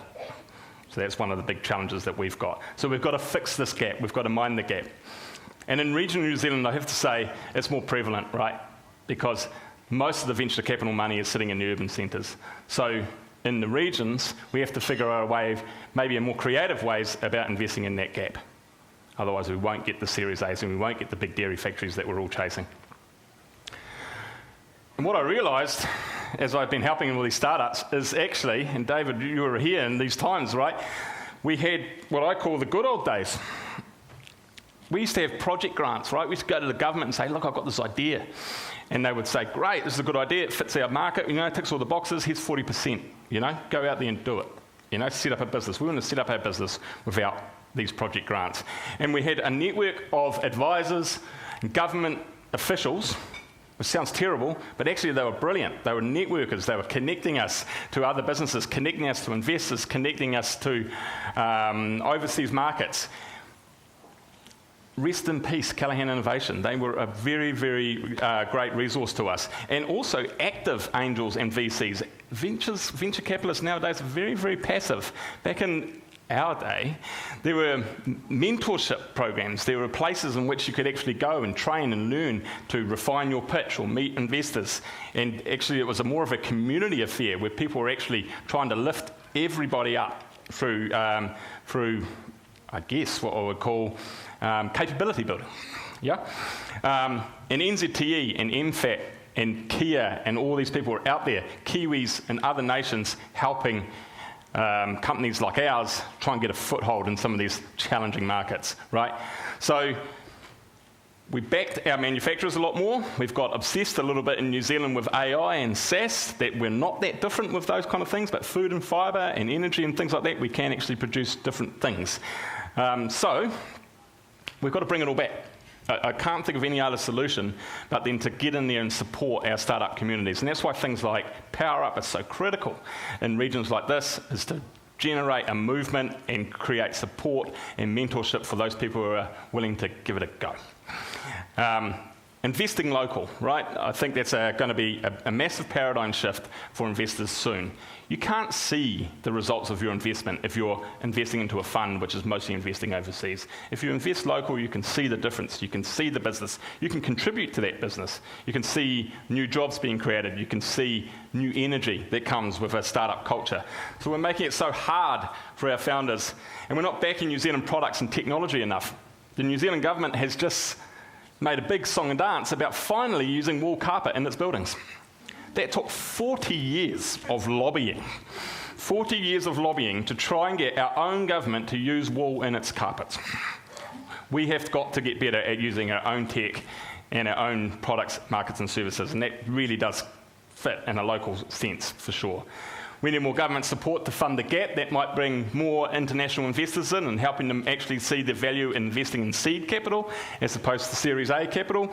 And we need more accelerators and more incubators. We need this community of movement. It's lonely being a startup founder. You need other startup founders and mentors and investors to be in close collaboration with you, and you've got to be easy to find. And the other contentious thing, I guess, but no-brainer, is we've got to use our KiwiSaver better. We've actually got a hell of a lot of money sitting in KiwiSaver in New Zealand. And in Australia, 5% of their superannuation fund must be spent on startups, must be spent on seed capital. If we could just make that change in New Zealand, 5% of our KiwiSaver going into Kiwi businesses at that growth stage, what a difference that would absolutely make. So if there's any politicians in here, you know, you've heard my thing. I'll get off my soapbox now. One of the things I was asked to do is give some advice to founders, and I was fortunate enough to actually work with Paul Rangawa here as he was founding his new business called Well I Am, which is nationalising his art that he's been doing. So if you've never seen Paul or heard him speak, great speaker, great art, and it's all about inspiring conversations about mental health and well-being through art. And I'm a big believer in those visual clues of art, and so I thought, well, why don't I use a Taranaki artist to give some advice to founders and see if they gel. May the direction of your waka be navigated by your heart. This is about knowing yourself, knowing thyself and to thy own self be true. This is about doing values exercises and understanding why you're doing this, finding your own personal why. A lot of people say, what's your why when you're starting your business? And a lot of people will then go back to product market fit. This is why my product fits this. Go back a step. Think, why am I starting a business? Who am I doing this for? What kind of journey am I after? What's my purpose? Because your purpose is never wrong, right? You've got to fit your business around what you want from you as a person. So this is all about understanding your why and knowing that what you're trying to do as a business owner is connecting with your internal motivators. Without that, you're nothing. But asking for help is not a weakness. It's a sign you're a human, and that's because things like values and purpose and your personality type, they're really hard to find by yourself, right? So I was privileged to have a professional coach, and I really recommend, if you can, to get a coach or a mentor or someone who has been there, done that, to help guide you through your business, right? Someone who has coached before and someone who can actually give you some time. Someone who you can check in with regularly. And you've got to be honest with these people, right? Be vulnerable. That's when you get the most out of a coach. And this is the reason why accelerators like PowerUp is important, right? It's giving people the access to people that have been there, done that, being vulnerable and helping grow businesses together. This is how we can make regional businesses national powerhouses. Adapt or fizzle out. This is a big warning sign, I think, for Taranaki as a region, right? We're going to have to adapt and change our economy, Oil and gas is never going to be around forever, never was going to be. Dairy will be under threat. You can actually make milk in stainless steel vessels now. You don't need a cow to make milk, right? So we've got to actually be looking at these kind of technical evolutions and thinking, well, what are we going to be as a region? But it's not just that, it's your business, right? If you think the last decade was a challenge because of the amount of change that was going on, well, that change is exponential, right? AI, economies are collapsing, globalization is probably not working, and there's a new world order coming, right? So that makes it really hard to be an exporter, and maybe there is a lot of more value now in actually creating some growth locally and investing locally and cutting your straps here before going straight to market and going straight to becoming an exporter. I believe regional businesses will need to find the growth locally first, and revenue will be more important than capital and more easy to get than capital. So it kind of makes it up to us as a region to invest in our businesses that are trying to make a go of it. And there are a lot of threats ahead of us. And so we need to actually admit that and adapt, or we will fizzle out. And I think in Taranaki especially, we're going to need to actually have some big questions about things like energy and food security. Go outside. So this is not about just going for a walk in Pukekura Park, even though I recommend it. Go outside in nature, yes, we all feel benefit from this. But the twist on this is go outside your norm. Do something different. Get other people's perspectives. Get out of your bubble. Hats off to the entrepreneurs at this table because they've gone outside. They'll be uncomfortable, but they're the brave ones. They're the ones we need to follow. Or, if you've been there, done that, be like a Sherpa. Guide them on your journey and show them the way. And finally, if it looks dark, look for the light, because there is always light. And this kind of goes back to that first image I showed of the waka. It's going back to your values and your reasons why, giving yourself new energy, picking up the phone, liaising with new business owners. It's a lonely existence sometimes, and you wonder why the hell you're doing it. But when you go back to your values and your purpose, you understand that that's where the light is. And once I knew that my values, which were connection, fun, and wisdom, they keep me going, right? Because every day I was getting my fill from those values. And so even though the ups and downs of running a roller coaster biotech business, you can survive and you can keep going if you can keep going back to your core message. Some investor advice, and advice on investment. I've been raising capital for probably 15 odd years. It's never fun. And I found that there's 4 types of investors out there. There's your traditional fat cat, right? Fat cat with lots of money who thinks they know every business because they've been successful in one field. They'll tell you what's right. They won't listen to you. They'll splash the money around, and they'll probably want a very high percentage of your business for very little input, right? So kind of watch out for them, but they're out there, and in the Series A, Series B, you'll find them probably more prevalent than down at the startup end. There's the broke investor. I think we've got quite a lot of these in New Zealand.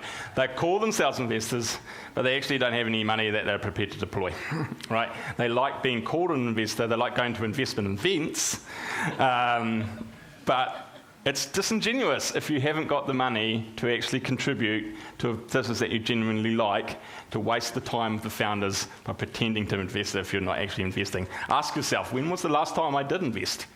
If it's over a year ago, maybe you're not an investor anymore. I'm not sure.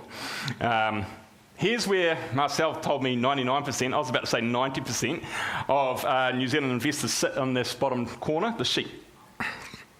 They won't do the due diligence, they won't look into the business, they'll just follow the lead investor. And in New Zealand, unfortunately, we have too few lead investors. So there's probably only a handful of companies that will sit down, go through the books, look at the founder, do the due diligence, and make that first investment. There's about another 9 out of 10 sitting there waiting for that company to make the move, and then the rest follow. And that makes it really, really hard when you're out there capital raising to figure out who's the sheep and who's the actual deal maker. Really hard. So if you're an investor in this room, be nice to our founders. Tell them what you're looking for in investment. Tell them what you're looking for. Are you prepared to lead? Are you prepared to do the due diligence? Are you an active investor or are you a passive investor? What are you looking for besides wealth? Do you want to contribute? Can your network help grow this business? tell these founders this, because in conversations with founders, between founders and investors, is one way. We're telling us all about our business and what we're trying to achieve, and we're not learning enough about the investors and what they're trying to achieve as well. So it's a two-way thing. Investment is an arranged marriage. You really want to know who you're getting into bed with. Now, I have been capital raising for a long time, and so this is a little bit contentious, but there's a disturbing trend in this age where anyone can be contacted at any time, anywhere, that investors are ghosting founders. Do you know what I mean by ghosting? Yeah. So that's when increasingly investors are out there shaking hands, getting all excited, smiling and nodding, but they never follow up. You call them, they'll never return their call. You email them, they won't return your call. They have contact us on their website, they don't respond to it. You know, this is, we have competitions and curated events where we pitch, and if there are investors in this room, you owe it to the founders. Show some respect, because they are putting their name out there, they're putting their business out there, and too often we're just getting nothing. No feedback, no return. Okay, so just a bit of advice for investors if you're in the room, give people the time of day, respond, whether it's a yes or a no, don't drag us into this whole never land of ghosting. So why am I here in Taranaki now? Well, from what I've seen out there in the landscape, and I've seen stuff work really well in some countries and not really well in others, and one thing we're really lacking in the regions are accelerators and incubators. Communities, if you like, of startup businesses trying to get together and grow the economy on a common goal. And we've noticed some gaps in Taranaki about where it wants to go as a region and the technology base that we've actually got to deliver it. So we want to be a biogas region. We don't have any biologists working on anaerobic digestion right now in region, right? We want more value add from our crops, but we don't have any way of turning our root crops into a distillate that's going to be great for gin, for example. Okay? We don't have enough information, really, about how good our soils are. We say they're great because we've got a volcano out there, but how much better is our soil compared to other regions? And is that giving us higher bioactivity or higher potency of our products? Right, so there's a whole lot of things that we're promoting or hoping that will be the change of New Zealand's economy or Taranaki's economy, but we need scientists, unfortunately, we need scientists all working together to lift the rising tide and startups to actually make it happen. So that's what we're trying to do. We're setting up a centre. We've been lucky enough to inherit a condom making factory, which is bioprocessing at its best. We used to make organic condoms, which were sheep gut. We had up to 65 staff in a building in Paratutu. Nobody knew about it. But it is a great building, and it's something that we want to re-energise, re-industrialise, and actually create a home for science-based innovators in Taranaki to actually deliver this region the economy that it deserves. I'll leave it at that. One final statement, please buy local. You know, that makes an absolute difference. Buy from these stands, support our founders, and yeah, go Taranaki. Very good. Thank you, Ian. That was fantastic. A little bit of touch of the mad scientist there, but apart from that, it's great. I loved it. I loved that we used to have a condom factory here. That's good. So your new business is a real up-and-coming industry. Very good. I'll let that sit with you for a minute. Anyway, we have two more pictures left. Two more amazing pictures left, so we're going to roll straight into it. Are you ready, you two? No pressure. So next up, and we're going to need to give a big round of applause, please, for from Kermit Shade and Shelter, mentored by Sonia Kisser, the CEO of Carrick Group. Please put your hands together and welcome Henry Salmon. Woo-hoo! We need the whoops. We need the whoops. Woo-hoo-hoo! Thank you.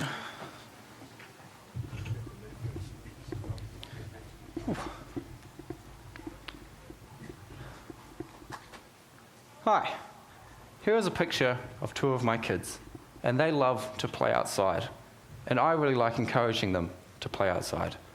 But I have a problem. Great. I have a problem. We live in a warm climate with high UV, And sunblock and sun hats only go so far. It's much better to have some kind of permanent overhead protection. Now, every market worth being in has competition, and for us, it's primarily shade sales. But they have a few big problems. Mainly, the fact that you have to pull like a mad beast in the corner just to get the thing to stay up. And it's all that sideways tension that causes them so much problems that they need ongoing maintenance. Now,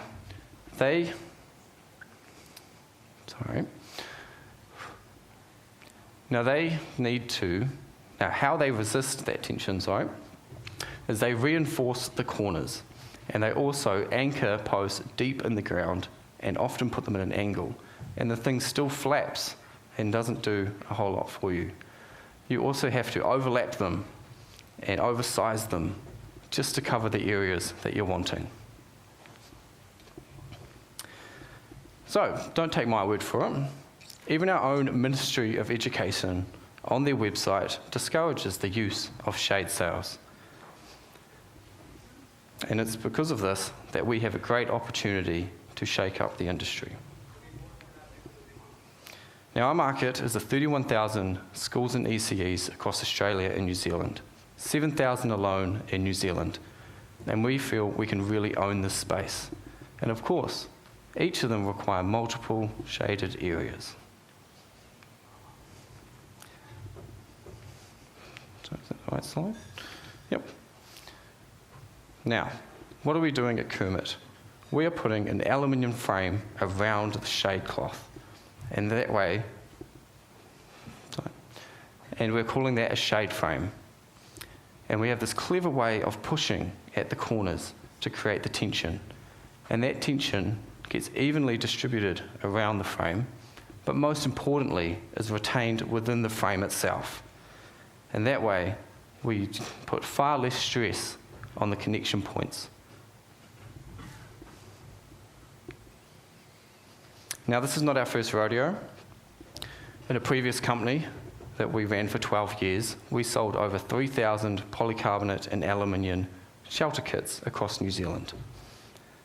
And along the way, we saw lots of problems in the industry around using a rigid plastic sheet, and it's so prone to scratching, and distribution is a nightmare.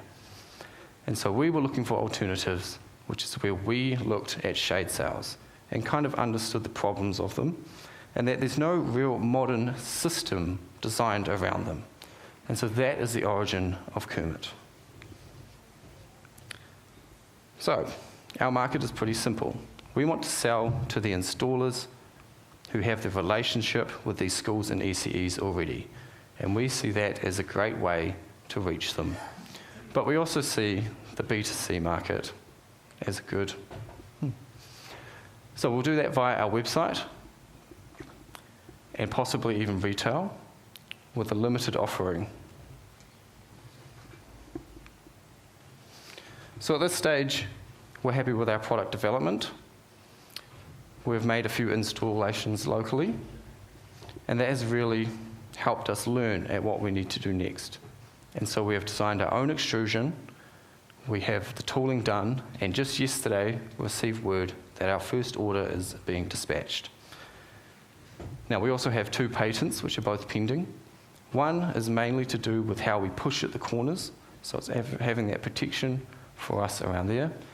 And the other one is to do with the 3D forms that you can kind of get once you can move to an octagon or a hexagon shape. And we see that as a neat way to really have a cost-effective, larger area covered.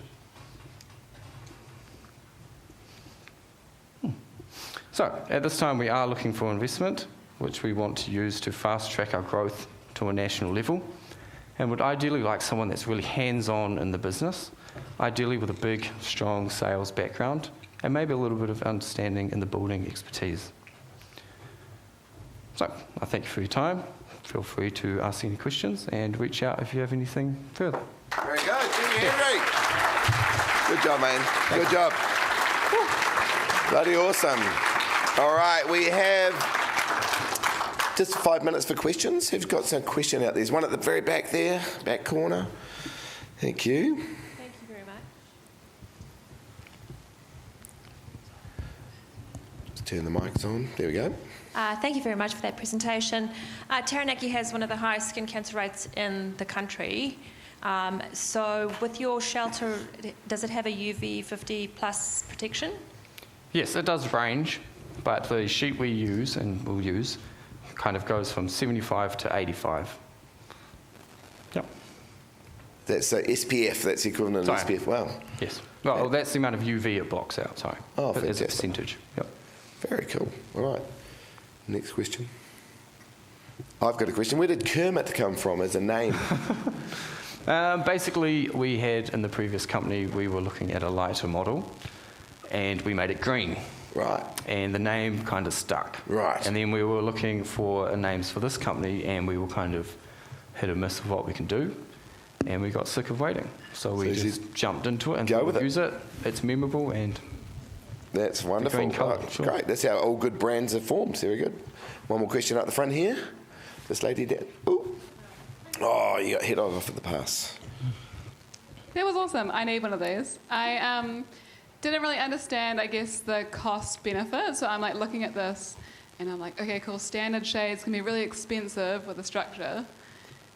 And like, what's the benefits I get from that versus the shade sale? And I look at a shade sale and that's like the cheaper option. Sure. So what's your market position in terms of like cost value for people? So DIY is its own deal. We're kind of going for that professional grade shade sail. And so that might range for the 4x4 metre, kind of the $6,000 to $8,000 mark. We probably live in the middle, if not slightly to the end, so closer to the cheaper side. But the real benefit comes from the fact that you lose about 20% of that shade due to the shape of the shade sail. So while the shade sail might be 4x4 metres, it turns out to be 20% less coverage than that, just purely because of how under tension you get the funny scallop shapes.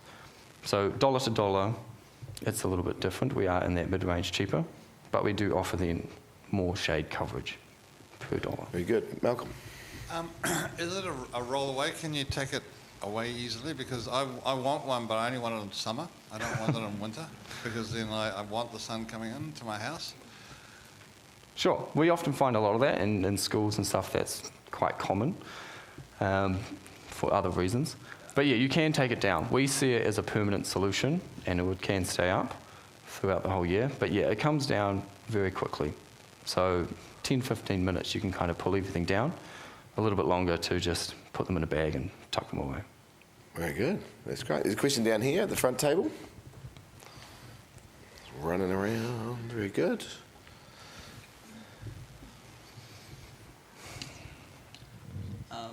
I'm just looking at the materials. How sustainable are they? Well, aluminium is naturally very sustainable. It kind of uses a lot of energy to make, but to recycle it, it uses far less amount.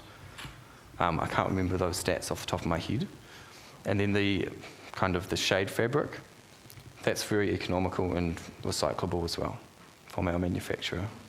So in that sense, yes, pretty good. And then we use stainless steel fittings, which last a very long time. Very good. One last question over here. We have wonderful sunshine to protect us from in Taranaki, but can you talk a bit about the wind situation and flying trampolines, etc.? Flying trampolines? Sure. So we haven't got an official wind rating, but the way to look at this really is a shade sail has these 2 connection points, or 4 connection points generally, and they're kind of always under that maximum load. So we distribute the force evenly around the frame, and that way it's far better, let's call it. So with all the recent storms and whatnot, we haven't had any issues with one that's on a 2nd-storey building and gets very exposed. Very good. Ladies and gentlemen, please thank Henry. Thank you. And Kermit. Thank you, Henry. All right, we are down to our final pitch. He's been waiting on tenterhooks, I think, the entire time. But mentored tonight by Kevin Best from Trackit Energy. Please put the hands together and welcome from Flight, Fabian Johnson.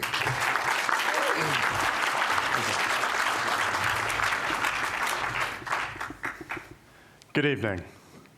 We're Flight, and we believe moving is harder than it needs to be. So we're focused on one thing, instant bookings through to instant dispatch, improving how house moves, retail delivery, and marketplace delivery get completed. Now, you may be thinking, moving's not really a problem. It is. Let me illustrate with a short story. 2 years ago, I moved to Christchurch. I bought a bed from a local retailer. I slept on the floor for 5 days, and then it arrived. I know. In a world full of modern solutions, why does moving still operate like this? The answer is simple.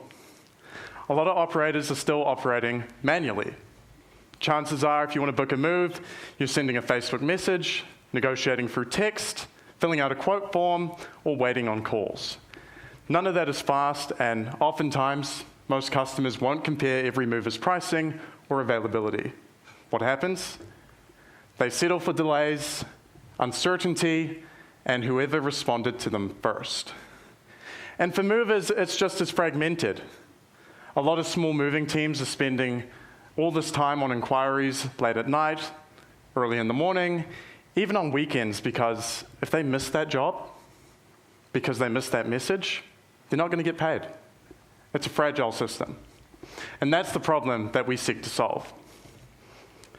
So how do you approach a problem like this? Well, what if moving was more like booking an Uber? With Flight, customers can enter their details, receive instant pricing and availability, and confirm that job there and then in less than 2 minutes. No calls, no waiting, no uncertainty. And for movers, once that job's confirmed, the job's instantly scheduled and dispatched across their systems. The market opportunity here is large. There are so many property transfers each year, about 60% of which have house moving services helping them make that move. And that equates to about $300 million each year, a lot.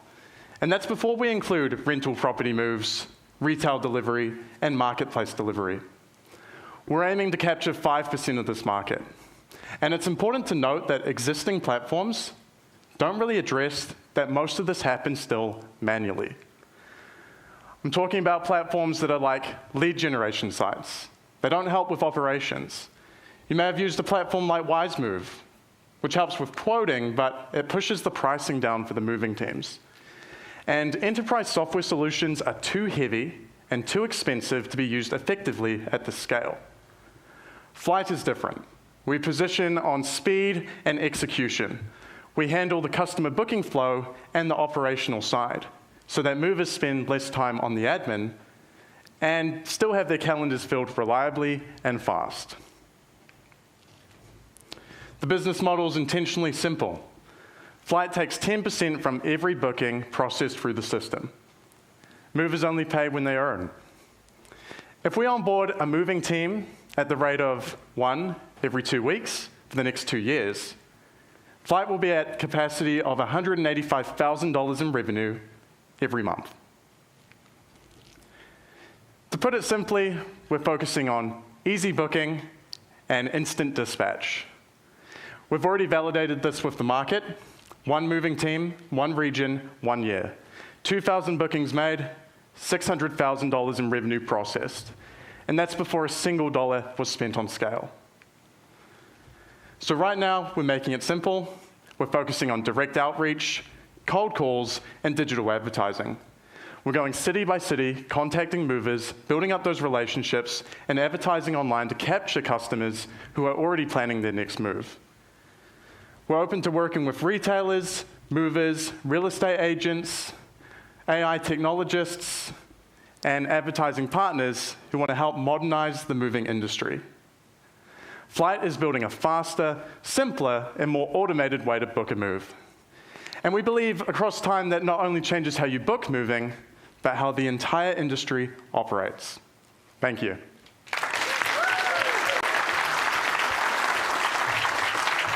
Well done, Fabian. You ever had a haircut since your LinkedIn photo, mate? That's my first tip, is update your LinkedIn photo. Fantastic. We've got 5 minutes for questions. Has anyone got a question out here? One at the back there, right next to the young man. The only issue I saw there was, how do you get accurate quotes for the actual size of the move? Yeah, brilliant question, and it's fair to raise that. So in terms of the pricing structure, there's two approaches really. So small moving teams either operate on hourly pricing, so you can standardize that pretty well, and that was the case for the pilot. But there was also a second option, which was also present, which is fixed price moving, and you can do that using a bit of math. So different items, you can list them in a database, you can give them cubic meterage, you can figure out how many items are being selected for a client or customer, and then you can do some math basically to give a price that fits pretty accurately, and we proved that across a year. And so obviously not every team is going to be compatible with that. We believe larger organizations might be more reluctant, and there's other variables to consider. But especially in dense cities, this makes a lot of sense. Fantastic. Got a question from online, I think.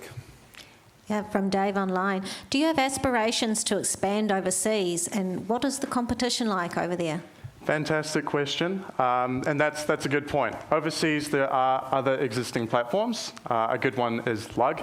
Probably no one in the room's really heard of Lug. It's quite similar, but it's a little bit bloated, in my opinion.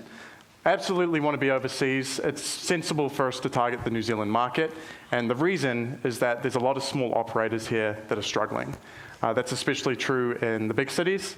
There's a lot of need for a solution like this, and so it makes sense to address that here and then see what the overseas market looks like next. Very good. Marcel? Yeah, talk about getting pricing, getting commitments to a move. What's the outcome metric? What's your on-time performance? What are customers saying?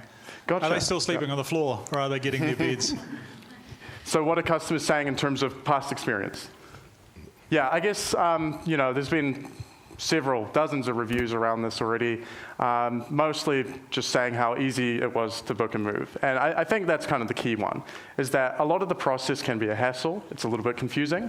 A lot of existing websites, you've got a quote form at the bottom of the page, and that's kind of a requirement to fill out, especially for your larger organizations and companies. And so to have a really simple, easy process that just makes sense intuitively is something that seems to be a gap right now. I mean, obviously you can make a call. You can always make a call to a business, but it's not always the same experience. Not everyone wants to do that these days. Very good. Another question here in the middle. Okay. It seems that there's an opportunity to use AI in photography, and someone could walk around the house and photograph their belongings. AI could suck it all in and use that as the data to do the quote. Absolutely, and that's something I sure want to explore. It's just a few steps in the process to get to that kind of point. So it's much easier at this stage to focus on a database and then just follow the math route. Would love to implement AI. And so if there's any ideas in the audience or any interest in exploring that, I'd love to hear about it. Fantastic. One more question at the front here. Thank you. Yeah, so you were talking about how, sort of like Uber, they use movers from regions that aren't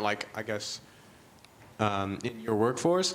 How many movers do you have, and how many do you want to have to be sustainable to kind of have enough for customers and whatnot?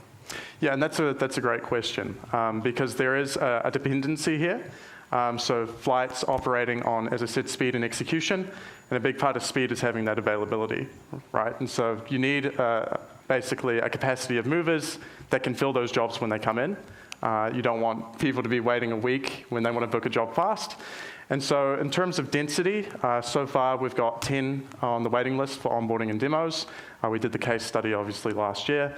I'm not entirely sure what that exact number looks like, but I think somewhere between 5 and 10 for a major city would be a good start. It obviously depends on the moving teams. So, small operators between 6 months to 2 years in operation, they don't have full calendars. Teams like Taranaki Relocations here, operating for a long time, they're booked out for 4 weeks. So they're not quite the target market in terms of that onboarding, but those smaller operators are, and they're the ones that need the help. Very good, Fabian. Let's give him a round of applause and say thank you very much. Actually, stay there, my friend, if you don't mind. I'm going to ask the rest of the pitchers to come on up, join Fabian on stage, and their mentors, if you don't mind, come up on stage. The mentors, Kitty, Kevin, Sonia, Malcolm, Rachel. So good. We're going to get a photo. It's like a class photo sort of a situation we've got going on there. Gather in. You might need to sort of squish in a bit because I don't think we're going to get a photo of all of you. Squish in, squish, squish, squish. Squish in, squish in. Very good. All right, well, watch our photographer there. He's going to give you some directions. Yeah, don't be shy. Yeah.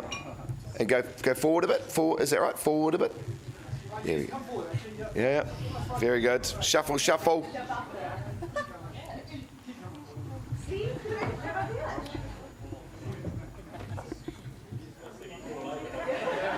Don't do it.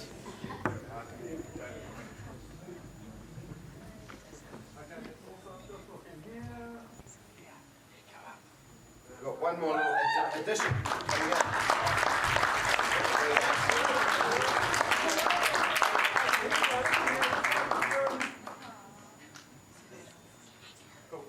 One more. Has anyone else got any children that they want? No, this is great. A lovely thing.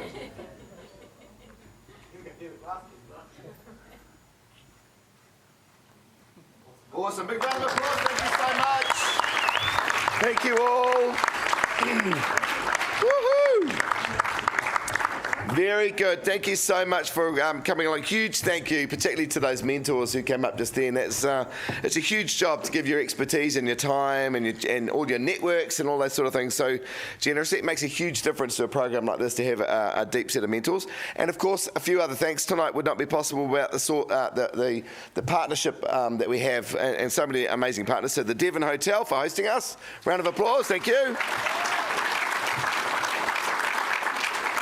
And, I'm not sure if, did I do that to the slide? Sorry, Natasha. No, that's good. Oh, no, these are the things that are coming up, the partners, that are wonderful set of partners. Thank you very much. I wanted, before we close, just to point out a couple of things that are coming up. If tonight has inspired you, and why wouldn't it? These have been amazing tonight. Stay connected, keep the conversation going. Have a look at these events that are coming up here on screen. So they're well worth you getting involved in as well. So make sure you take a note of those things.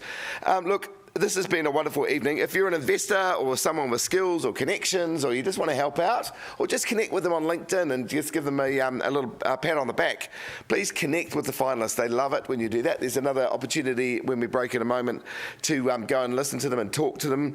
It takes a lot to get up here on stage. This is not an easy thing to do, to put yourself out here. They've covered themselves in glory. I think it's been wonderful. And if it's about taking their products to Taranaki or the whole of New Zealand or potentially to the world, this is the starting point for that, and it's great to see Taranaki powering up the local economy. So as we close, I'm going to close you with a karakia. I wish you safe travels unless you're going north, in which case you have to stay around here for a bit longer, go south. But it is wonderful to be here in Taranaki. You guys have got something really special here. Really cherish the startups that you've got amongst you and the innovation that's happening in this region. Unuhia, ki te uru tapanui, kia wātia, kia mama te nākau, te tina nā te wairo e te ara takatau. Koia rā e rongo whakareaha e ake ki runga, kia wātia.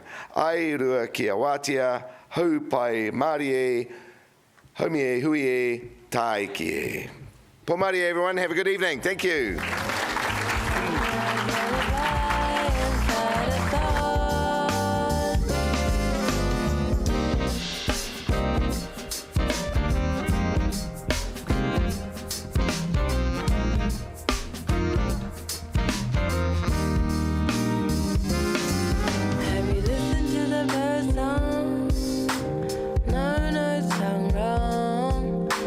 It's all a reflection of